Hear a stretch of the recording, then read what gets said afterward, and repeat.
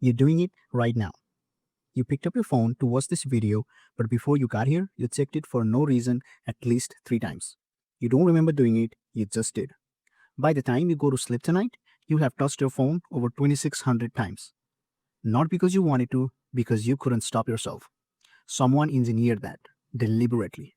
Using the same science casinos used to keep gamblers at the machine.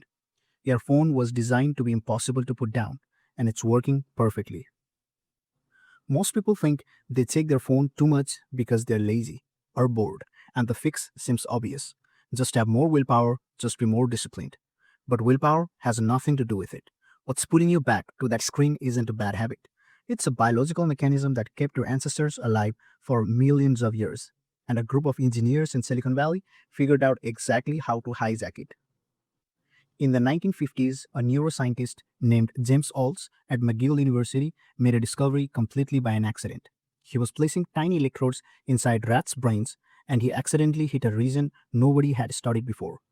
When the rat moved in a certain direction, the electrode fired, and the rat just kept moving that direction, obsessively. When Olds let the rats trigger it themselves by pressing a lever, they pressed it up to 7,000 times per hour. They ignored food, they ignored water, just the lever, until they collapsed from exhaustion. What Olds stumbled onto was your brain's dopamine system, the same system firing in your brain every single time your phone lights up. Once you understand how their system works, you will never look at your phone the same way again. Here's what most people get completely wrong about dopamine. It isn't the pleasure chemical. Dopamine isn't about feeling good. It's about wanting. It's about seeking. It's released in anticipation of a reward, not after you get it, before. Which means the moment your phone buzzes, your brain floods with dopamine before you even see the notification. The wanting happens before the knowing, and wanting is far more powerful than satisfaction because satisfaction has an ending. Wanting never does. But dopamine alone doesn't explain why you cannot stop scrolling. This is where it gets darker. In the 1970s, psychologist B.F. Skinner found that the most addictive reward pattern wasn't a reward every time. It was a reward sometimes, randomly, unpredictably. He called it variable ratio reinforcement. It produces compulsive, unstoppable behavior in every animal ever tested. It's the same mechanism that makes slot machine the most psychologically destructive form of gambling ever invented. Now, think about your Instagram feed, your emails. You never know what's coming next. Sometimes something amazing, sometimes nothing. But your brain cannot stop pulling the lever. Because maybe this scroll, maybe this refresh, that uncertainty wasn't a side effect. It was deliberately engineered. And you felt this every single day. Think about the last time you woke up at 3 a.m. and checked your phone before you were even fully awake, or risked it for the instant any silence appeared. A red light, 30 seconds in a queue. Your brain now treats stillness like a threat because your phone has trained it to expect stimulation every waking moment. That discomfort when your phone isn't nearby has a clinical name, nomophobia. Studies show it triggers the same stress response as a physical threat. Cortisol spikes, heart rate increases over a rectangle of glass on the other side of the room. And here's the part that changes everything. The people who built these apps knew exactly what they were doing.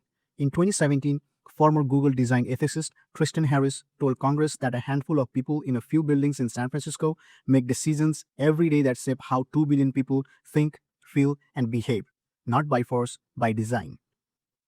Former Facebook president Sean Parker publicly admitted the platform was built to consume as much of your time and attention as possible. His exact words, exploiting a vulnerability in human psychology. That is the architect of the system describing what he built. Your attention is the product, and you have been delivering it for free billions of times a day without ever being asked. But here's what nobody tells you after they explain all of that. Knowing this changes everything. Because here's what's actually true. Your brain was never broken. It was never weak. It was never failing you. It was doing exactly what 3 million years of evolution built it to do. Seek, explore, stay alert for anything new, stay hungry for what might be coming next. That restlessness you feel, that inability to sit still, that constant pull towards the next thing and the next thing and the next thing, that is the same impulse that made your ancestors cross oceans, climb mountains, look up at the sky and wonder what was out there.